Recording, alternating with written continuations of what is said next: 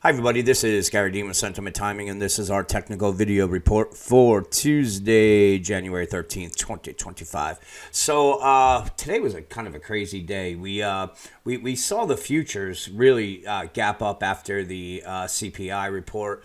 Then from there, it was really just all out selling that we had, and then we were getting these big, huge bounces, and it was hard to manage because you're looking, basically what I was looking for is some kind of movement just to gain traction, whether it be up or down. And each time it looked like it was going to be to the downside. And, then the bulls would step in, move it back up to even, and then bring it back down, and it was actually down. The S&P was down close to 30 points at one point, and then really it was the last 15 minutes of trading that they took the S&P from 69.38 all the way up to 69.63. So big last really minute move.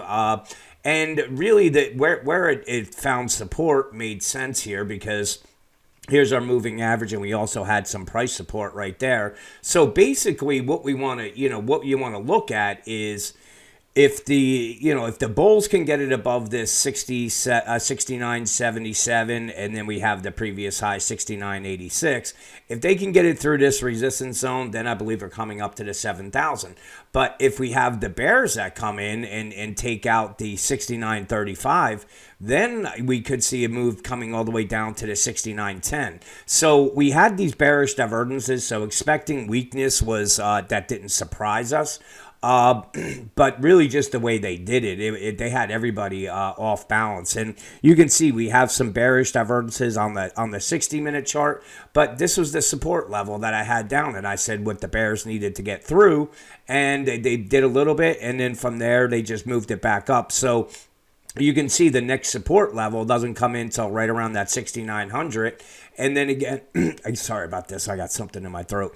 And then if it's just an ABC move, we can see the S&P move all the way up to the 70-50 level. So we're kind of in no man's land right now. They burned off some of the overbought levels here. I wouldn't even mind if they gave us another little bit of a pullback down to this support line here, and then from there moved it up. But I'm going to be open-minded with things just because it's moving very fast, and that's typically, when we start seeing, tops come in is when it gets very, very jittery up top. So IWM was actually the only index that was green all day. Let me take some of these things off here. Hang on one second.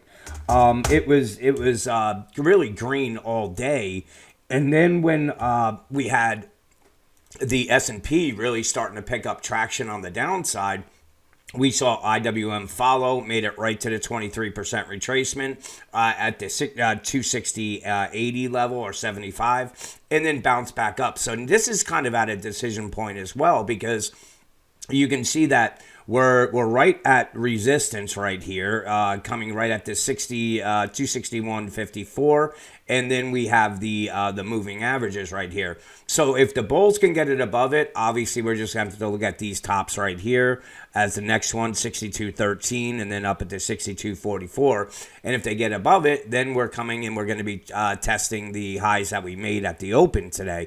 But like I said, it was a crazy move. We gapped up, came straight down, went straight back up, down, and then up. And I didn't really manage them too well today because I was really looking for some type of, I'd say, directional move today where you get, these big moves that continue up or down. And, when we got down here, I didn't take the puts off.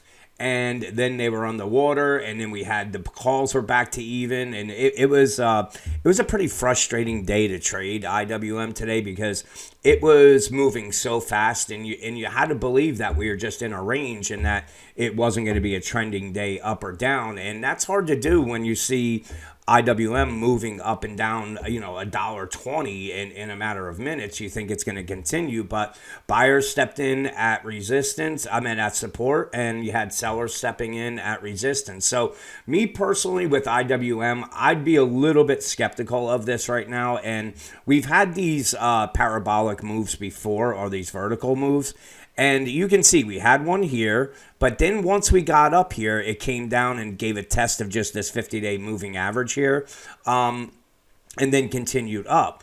We've gone from 245.81 all the way up to 262. We haven't even tested the moving average yet. Does it mean it has to? No, but I think that it's getting very stretched, and you can see these bearish divergences setting up on the 30-minute chart. You can see them on the 60. But again, right now there's a big rotation going on, and if this is just an ABC move up, then we have an upside target right near that 274.59 level. But again, I don't think it's going to get there because we have it. That's a pretty big move to come down to where this target is, which is bringing us down near the 242 level, depending on when it gets there. But I wouldn't be chasing IWM. I think any big gap up or anything like that, you can fade it. And I actually said it in the room that I'm thinking about taking a put position pretty early on here, and it was a good trade, but it happened too fast. So it was not one of the better days for the trading. It wasn't anything crazy. But as you can see, we closed down $700, 701, and that was some of the quantum stocks. The RGTI delayed one of their what I'm not even quite sure what it was, but that took that down, and that event obviously will take down RGTIW. And so that was it. Nothing painful. And again, IWM not really trading that great today. Didn't help things out either. So we're gonna have losing days. Not everyone's gonna be a winning day, but I don't really like losing. So again, if the bulls can get it above the 69.83. The 7,000, 7,015, and then the 7,045 would be my upside targets. If the bears come in, then I believe that we could see the SPY or the S&P trading all the way down at the 6,900. So let's see what plays out tomorrow. Have a great night, and I'll talk to you guys in the morning.